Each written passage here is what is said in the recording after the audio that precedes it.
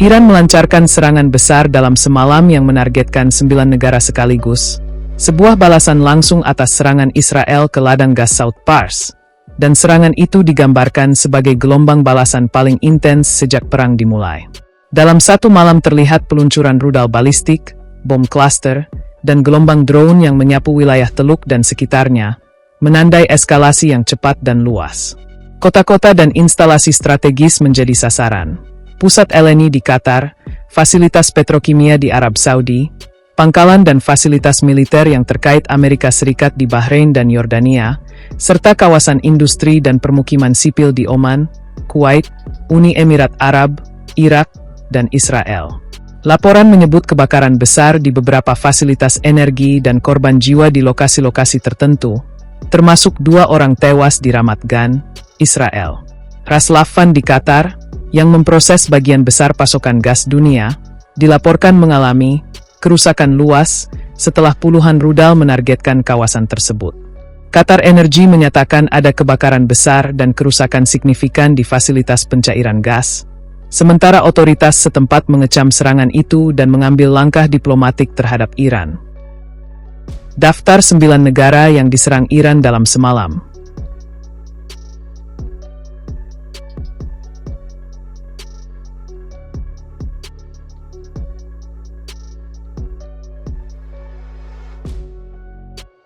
Negara-negara Teluk seperti Qatar, Bahrain, dan UEA menyediakan pangkalan militer bagi Amerika Serikat untuk menyerang Iran. Pangkalan udara Al-Dhafra di UEA, misalnya, menampung 380 TH Air Expeditionary Wing AS, sebuah kekuatan yang terdiri dari 10 skuadron pesawat dan juga mencakup drone seperti MQ-9 Reaper. Pangkalan udara Ali Al-Salem di Kuwait juga menampung 386 TH Air Expeditionary Wing, yang merupakan pusat angkutan udara utama dan gerbang untuk menyalurkan kekuatan tempur kepada pasukan gabungan dan koalisi di wilayah tersebut. Iran menganggap fasilitas ini digunakan untuk melancarkan serangan ke wilayahnya, sehingga mereka menjadi target balasan. Selain itu, Iran menilai serangan Israel ke ladang gas South Pars dan operasi militer AS di wilayah Iran sebagai pemicu utama. Serangan balasan ditujukan untuk menunjukkan kemampuan Iran membalas dengan skala besar. Apa dampaknya bagi Indonesia? Bagi Indonesia, dampaknya langsung terasa pada sektor energi. Indonesia adalah negara pengimpor LNG, dan kerusakan pada hub seperti Ras Laffan mengurangi ketersediaan pasokan global serta berpotensi mendorong kenaikan harga LNG di pasar spot. Saat negara-negara pemasok terganggu, ketersediaan LNG yang selama ini menjadi komponen penting pasokan energi domestik Indonesia akan semakin rentan terhadap fluktuasi harga internasional. Dampak kedua bagi Indonesia menyentuh sektor pangan dan input pertanian. Indonesia mengimpor pupuk dan gandum, dan gangguan ekspor dari negara-negara besar serta peningkatan biaya energi akan menaikkan biaya produksi pertanian dan harga pangan. Dengan nilai tukar rupiah yang sudah tertekan, efek kerusakan fasilitas di Teluk malam itu tidak sekadar berita, melainkan kenaikan harga yang akan dirasakan konsumen domestik. Iran juga menyerang Uni Emirat Arab dan Saudi dengan gelombang rudal dan drone. UAE melaporkan intercept terhadap puluhan ancaman udara sementara Saudi melakukan evakuasi di fasilitas kilang dan kompleks petrokimia sebagai tindakan pencegahan. Serangan ke fasilitas energi di kedua negara menimbulkan kekhawatiran luas tentang keamanan pasokan minyak dan gas dunia. Serangan terhadap Kuwait, Bahrain, Oman, Jordan, dan Irak memperlihatkan strategi Tehran untuk membuka banyak front sekaligus, menempatkan tekanan pada negara-negara Teluk yang selama ini dianggap relatif aman. Oman, yang selama ini netral, tercatat terkena serangan sehingga zona aman regional nyaris lenyap. Motif tindakan ini, menurut analisis pengamat, adalah strategi tekanan maksimum yang bertujuan membakar kekayaan kawasan hingga dunia mendesak penghentian perang. Sebuah pendekatan yang dalam narasi Iran disebut sebagai upaya balasan dengan strategi perang asimetris yang mereka jalankan. Di tengah ekonomi Iran yang terpukul dan infrastruktur militernya tertekan, serangan lintas front ini dipandang sebagai upaya menunjukkan kemampuan menimbulkan dampak global. Di panggung internasional, reaksi keras muncul. Qatar mengecam serangan Israel ke South Pars dan memprotes serangan Iran ke wilayahnya. Saudi mengancam opsi militer jika diperlukan. Sementara Presiden AS menyatakan kekesalannya terhadap serangan Israel dan memperingatkan konsekuensi.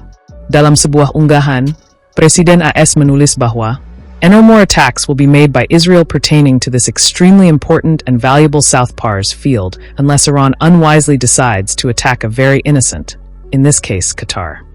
Mengindikasikan ketegangan diplomatik yang tinggi.